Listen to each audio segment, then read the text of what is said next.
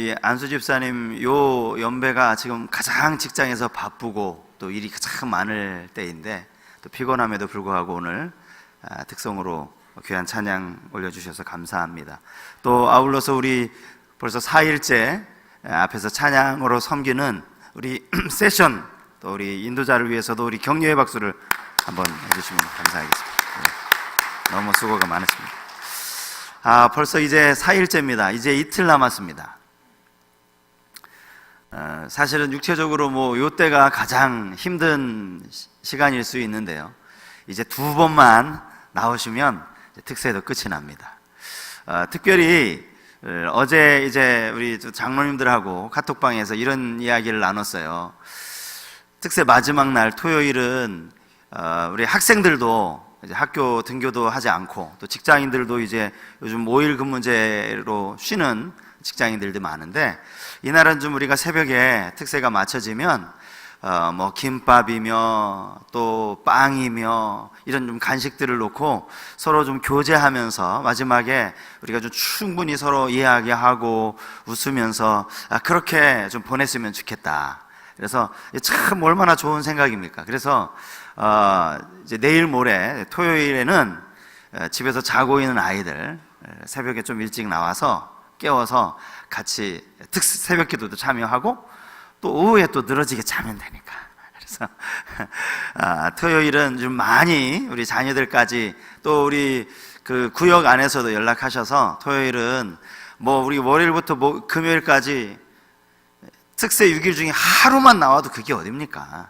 그런 마음으로 꼭 나와서 이날은 같이 우리 간식도 먹고 서로 이야기하며 교제도 나누자고 해서 이날은 좀 많이 참여하실 수 있도록 여러분 꼭 구역별로 격려를 많이 해주시기를 부탁을 드리겠습니다.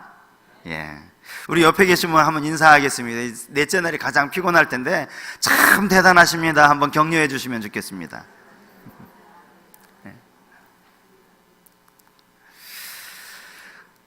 우리에게 주신 하나님의 말씀 봉독해 드리겠습니다. 요나서 3장입니다. 오늘 이제 요나서도 총 4장까지 이루어졌는데 오늘 이제 3장을 우리가 보게 되겠습니다. 요나서 3장 1절부터 10절까지 말씀입니다.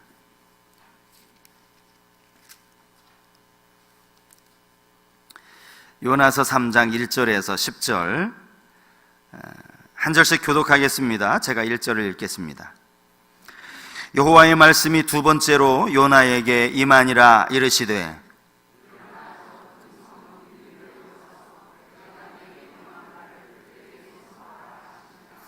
요나가 여호와의 말씀대로 일어나서 니느웨로 가니라. 니느웨는 사흘 동안 걸을 만큼 하나님 앞에 큰 성읍이더라.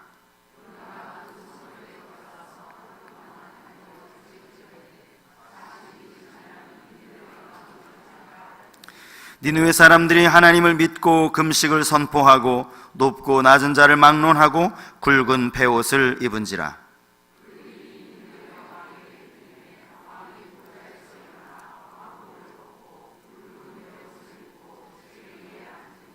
왕과 그의 대신들이 조서를 내려 니느웨에 선포하여 이르되 사람이나 짐승이나 소떼나 양떼나 아무것도 입에 대지 말지니 곧 먹지도 말 것이요 물도 마시지 말 것이며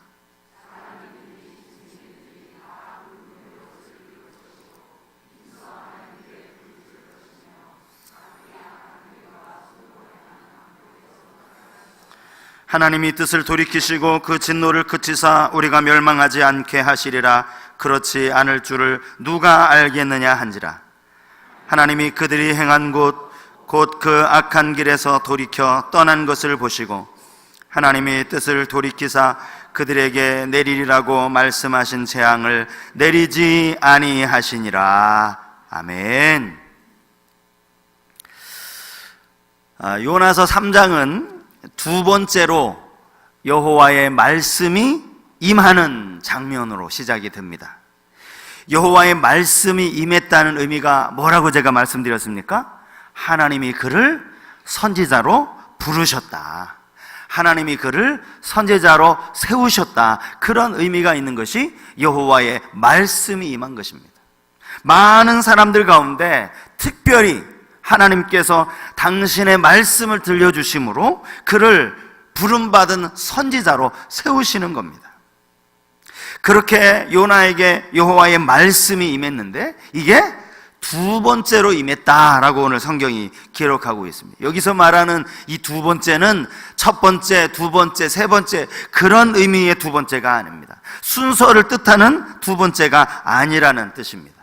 이 의미를 정확하게 내용에 맞게 번역을 한다면 또다시로 번역해야 됩니다. 쉬운 성경을 제가 찾아보니까 정확하게 그렇게 번역하고 있습니다. 여호와께서 또다시 요나에게 말씀하셨습니다. 이미 한 번의 부르심을 받은 요나였지만 그 부르심에 요나는 불순종했습니다. 말씀을 듣고 요나 마음에 막 두렵고 떨리고 나는 못할 것 같아, 내가 그걸 어떻게 하겠어, 그래서 꼼짝도 못하고 있는 그런 소극적인 불순종이 아니었습니다. 일어나 가라 라는 말씀에 요나는 일어났어요.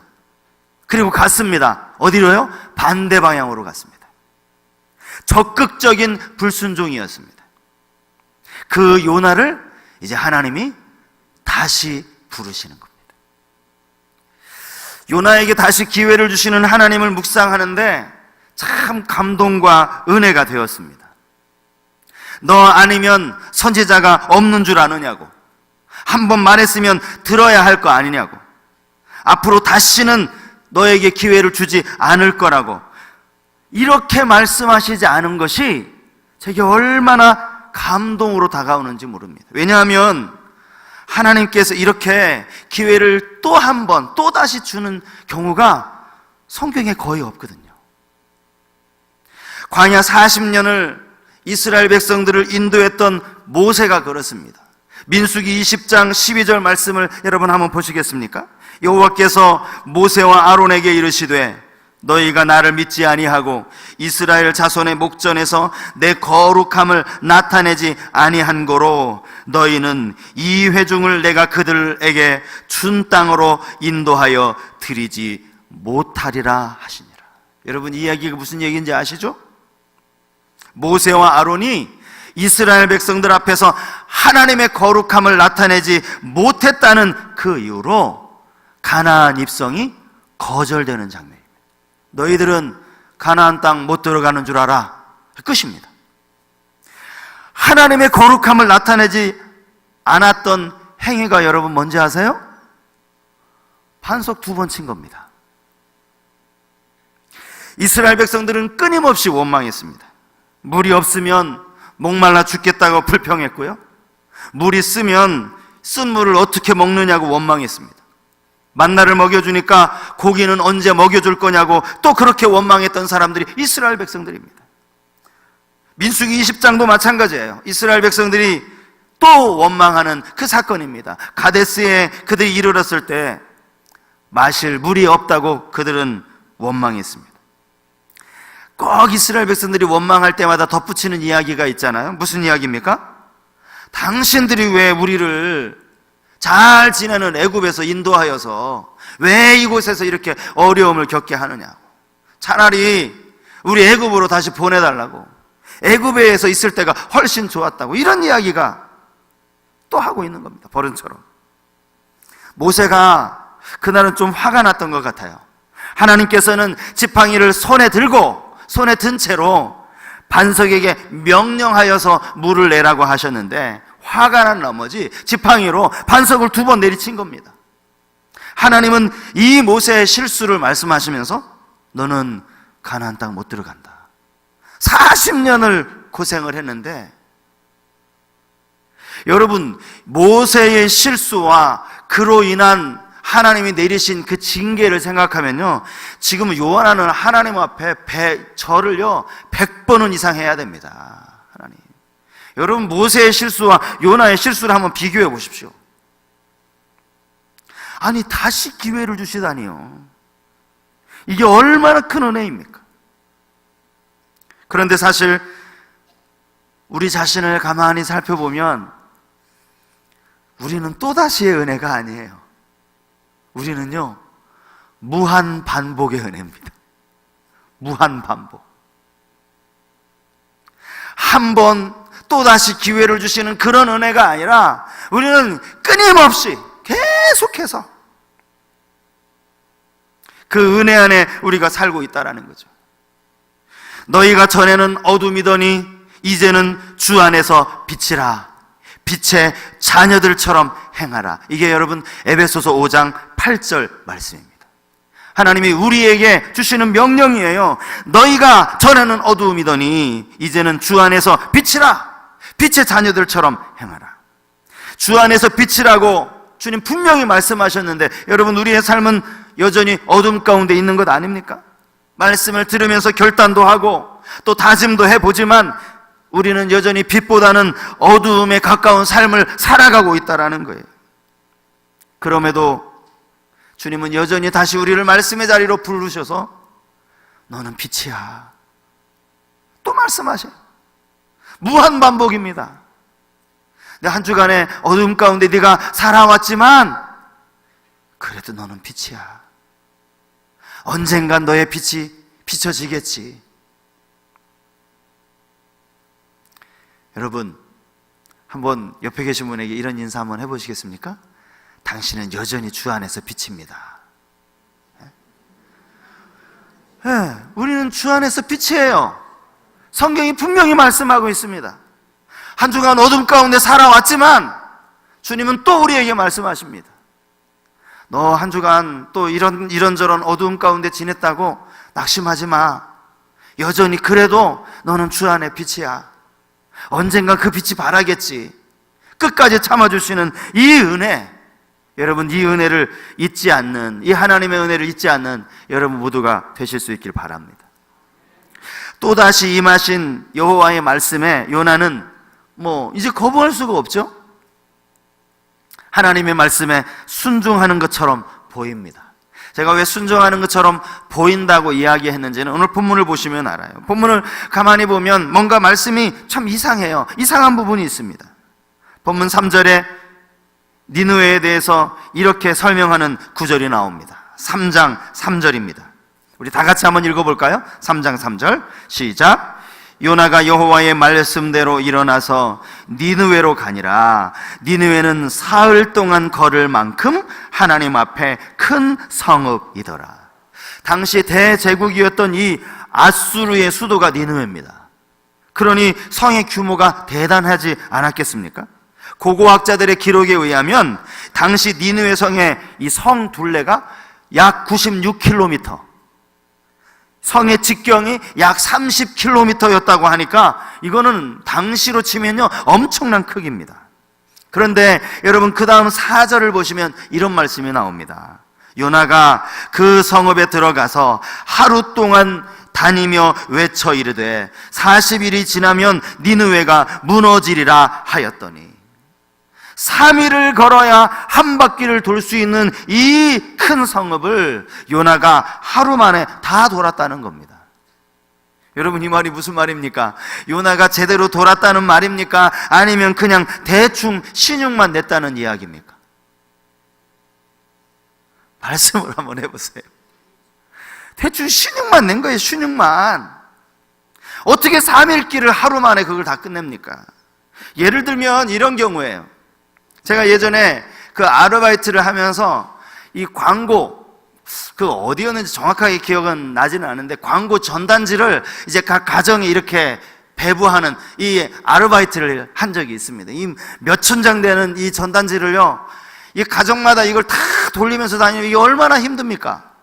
그래서 꾀가 나는 거예요. 어떻게 꾀가 납니까? 원래 한 집에 한 장씩 집어넣어야 되는 거 아닙니까? 전단지는 한 집에 막 3장도 넣고 5장도 넣고, 아이 기분이다, 이 집은 좀 더 많이 주자 그러면 한 20장도 집어넣고, 그러면요 그 지역 다 돌아야 되는데 금방 끝나요. 금방 끝나요. 일이 수월한 거죠. 그런데 그렇게 해서 일은 한 3분의 1, 절반 안에 금방 끝났는지는 몰라도 주인 입장에서는 이게 불성실한 거예요. 알바비 주고 기껏 알바 시켰더니 불성실하게 한 거예요. 지금 딱 요나의 모습이 그 모습 아닙니까?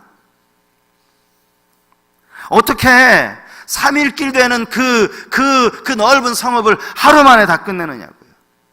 게다가 그가 전하는 메시지가 뭡니까? 40일이 지나면 니느웨가 무너지리라. 요나가 이 말을 전했다고 나와 있어요. 여러분, 이 말이 니느웨 사람들에게 지금 회개를 촉구하는 메시지로 들리십니까? 아니면 다른 메시지로 들리십니까? 하나님은 분명히 그들의 죄악이 하나님 앞에 상달되었다, 이렇게 전하라, 그렇게 말씀을 하셨어요. 그러므로 너희들은 죄를 지었으므로 죄를 회개하지 않으면 이 성이 멸망을 당할 것이다, 하나님은 이렇게 전하라고 메시지를 주셨어요. 그런데 지금 요나가 전하는 메시지는 마치 제 귀에는 이렇게 들려요. 빨리 짐 싸서 니느웨 성 빠져나가라, 성 무너진단다, 이렇게 들리는 거예요. 마치 여러분 지진, 쓰나미 이런 자연재해들이 예측이 될 때 그때 어떻게 합니까? 긴급 방송을 하지 않습니까? 막 방송을 하면서 속보를 통해서 이제 이 지역에 쓰나미가 몰려온다고 합니다. 빨리 짐 싸서 빨리 그 지역을 피하십시오. 마치 그렇게 들리는 거예요. 이게 요나 이야기가. 40일이 지나면 니느웨가 무너지리라, 이게 끝이에요. 이게. 근데 참 여러분 신기한 게 있어요. 요나가 그 하루 만에, 그것도 메시지도 좀 아리송한 메시지를 전했는데, 그럼에도 불구하고 니느웨 사람들이 적극적으로 회개하는 역사가 나타났다는 거죠. 그냥 마지못해 전하는 심판의 메시지를 듣고서도 사람들이 금식을 선포하기 시작합니다. 굵은 베옷을 입기 시작합니다. 이 사실이 니느웨 왕의 귀에게까지 들어갔어요. 그랬더니 왕은 한술 더 떠서 니느웨 전 지역에 조서를 내립니다. 아니, 왕 입장에, 제 생각엔 그래요. 상식적으로 왕 입장에서는, 아니 누가 그렇게 말하더냐, 그 사람 좀 내게 오라고 해라. 도대체 어떻게 니느웨 성이 멸망한다고 하더냐, 그렇게 물을 만도 한데 물었다는 이야기가 없어요. 그냥 이런 소식이 들리자마자 왕이 그 자리에서 왕위에서 내려옵니다. 왕좌에서 내려와요. 베옷으로 갈아입습니다. 요나서 3장 7절 8절 말씀을 여러분 보십시오. 왕과 그의 대신들이 조서를 내려 니느웨에 선포하여 이르되 사람이나 짐승이나 소떼나 양떼나 아무것도 입에 대지 말지니 곧 먹지도 말 것이요 물도 마시지 말 것이며 사람이든지 짐승이든지 다 굵은 베옷을 입을 것이요 하나님께 힘써 부르짖을 것이며 각기 악한 길과 손으로 행한 강포에서 떠날 것이라. 여러분, 아까 말씀드렸죠, 이 당시 니느웨는요 아수르의 수도입니다. 대제국의 수도예요. 니느웨 성이 얼마나 견고하게 지어진 성인지 몰라요. 그런데 몇몇 사람들이 막 이상하게 금식하고 성 무너진다고 하는 그 이야기를 전해 듣고 행한 이 왕의 태도가, 왕의 행동이 여러분 이상하지 않습니까? 하나님을 제대로 알지도 못하는 이방 나라 왕이, 아니 어떻게 전 국민에게 함께 회개할 것을, 사람뿐만 아니라 여기 짐승도 다 베옷을 입히라고, 집에서 기르는 가축도 다 물도 먹이지 말라고. 여러분, 이게 말이 되는 이야기입니까? 하나님을 섬기는 이스라엘 역사에서도요 이런 일은 흔치 않습니다. 하나님을 섬기는 이스라엘 백성들, 제가 성경에서 찾은 게 딱 느헤미야 말씀이었어요. 느헤미야 9장 1절 이하에 이런 말씀이 나오거든요. 그날 29날에 이스라엘 자손이 다 모여 금식하며 굵은 베옷을 입고 티끌을 무릅쓰며 모든 이방 사람들과 절교하고 서서 자기의 죄와 조상들의 허물을 자복하고. 여기 베옷을 입었다는 이야기, 금식했다는 이야기, 여기 나오더라고요. 근데 여러분, 이 느헤미야 9장은 앞에 나오는 느헤미야 8장에서 지금 이어지는 장면이라고 할 수 있어요. 학사 에스라가 모든 이스라엘에서 성벽 공사가 다 마쳐진 이후에 수문 앞 광장에서 하나님의 율법책을 낭독하였을 때 그들의 율법의 말씀을 듣고 하나님 앞에 철철철 눈물을 흘리면서 회개하는 거예요. 이게 하나님 앞에 영적인 각성, 대부흥운동, 학사 에스라가 이끈 그 대부흥의 현장입니다. 사무엘상 7장에도 보면 사무엘이 이끄는 이 미스바 각성운동 아시지 않습니까? 그런데 거기에는요, 모든 백성이 베옷을 입었다는 이야기가 안 나와요. 그러고 보면 전 민족적인 이 회개 운동이 이스라엘 백성들에게서 딱 한 번 나온 이스라엘 역사 속에서 성경에 지금 그 일을 이방 나라 니느웨에서 하고 있다는 거예요. 여러분 이 일에 대해 어떻게 생각하십니까? 이게 지금 요나가 너무너무나 탁월한 선지자인 나머지 요나가 그냥 이 니느웨 사람들의 그냥 그 가슴을 찢으면서 그렇게 요나가 설교해서 이렇게 된 겁니까? 그게 아니라는 거 우리가 뻔히 지금 잘 알지 않습니까? 제가 오늘 본문을 묵상하면서 내린 결론은 이것입니다. 니느웨 백성들을 회개하도록 만드는 것도, 당신의 뜻을 돌이키사 그들에게 내릴 재앙을 거두시는 것도 다 하나님께서 하신 일이라는 거예요. 하나님께서 하신 일이에요.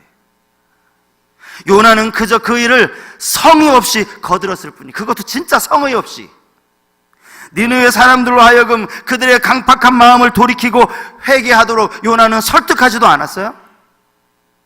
니느웨 왕을 직접 자기가 찾아가서 니느웨 성의 상황을, 하나님의 심판의 메시지를 전하지도 않았습니다. 그냥 요나는 대충 하는 둥 마는 둥 성을 돌면서 그냥 이 한마디, 의미도 모를 이 한마디 외친 것밖에 없어요. 그런데 하나님이 그들 가운데 역사하셨다는 거예요. 제가 그런 생각을 하고 보니까 어떤 목사님이 쓰신 이 요나서 강해 설교집 제목이 참 공감이 되었어요.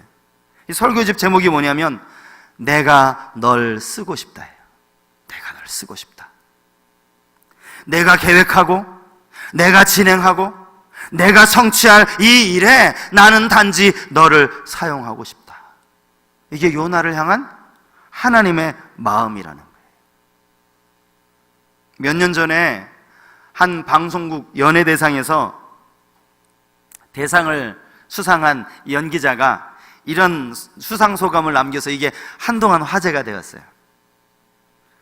저는 그냥 60여 명의 스태프들이 고생하면서 차려놓은 밥상에 숟가락 하나 얹었을 뿐이라고. 대상 수상자가 이 수상소감이 여러분 기억나십니까? 이게 배우 황정민이 했던 이야기예요. 제가 딱 이게 이 배우가 한 이야기가 지금 요나 이야기구나. 요나 이야기. 요나가 지금 뭐 한 겁니까? 하나님이 다 해놓으신 일에 지금까지 요나는요 그나마 하나님을 피해 다녔어요. 그렇게 그냥 하나님 피해서 반대 방향으로 도망간 그 요나 붙들기 위해서 여러분 하나님이 사용하신 비용이 얼마나 많은 비용을, 막대한 비용을 쓰신지 아십니까? 멀쩡하던 지중해에 하나님이 폭풍 불러오셔야 됐죠. 또 요나를 아무 머리털 하나도 상하지 않게 요나를 그냥 꿀꺽 삼킬 만한 물고기 하나 섭외하셔야 됐죠. 이거 하나님이 하신 일이에요. 하나님이 지불하신 비용이에요. 그러면서 요나를 결국에는 니느웨로 보내는데 요나가 니느웨에서 뭐 했습니까? 그리고 나서 아마 니느웨 사람들로부터 또 요나가 얼마나 칭찬은 받지 않았겠어요? 고맙다고, 당신 때문이라고. 하나님은 우리의 부족함을 아십니다. 하나님은 우리의 열정 없음도 아십니다. 그럼에도 불구하고 하나님은 우리에게 이렇게 말씀하십니다. 내가 널 사용하고 싶다. 나머지 일은 내가 알아서 다 처리할 테니까 너는 그냥 이것만 하면 돼. 여러분, 그런데도 싫다고 거절하시겠습니까? 요나를 설교하시는 목사님들이 자주 언급하시는 말이 있어요. 요나가 사실은 요나라는 거예요. 요나. 여러분들 자신이 요나라는 생각이 들지 않습니까? 요나서 3장에서 저는 하나님의 인애를 봅니다. 로마서 전체의 주제라고 제가 말씀을 드렸죠. 하나님의 인애. 이 하나님의 인애는 니느웨 사람들을 향한 그 인애보다 어쩌면 요나 한 사람을 향한 하나님의 인애가 훨씬 더 큰 것이 아닌가.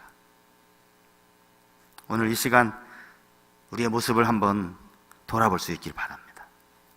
하나님의 뜻을 알고 있으면서도 우리는 여전히 내 고집만, 내 상황만, 지금 내 형편만 생각하고 하나님 앞에 거절하고 있는 모습은 아닌지. 여러분, 우리 하던 일 다 내려놓고 그냥 전적으로 하나님이 내 일만 하라. 하나님 그런 게 아니라니까요. 오늘 우리가 말씀을 생각하면서 함께 이 찬양을 좀 불렀으면 좋겠습니다. 가사를 잘 생각하면서 우리 함께 찬양할 때에 물가의 여인처럼 난 구했네 헛되고 헛된 것들을.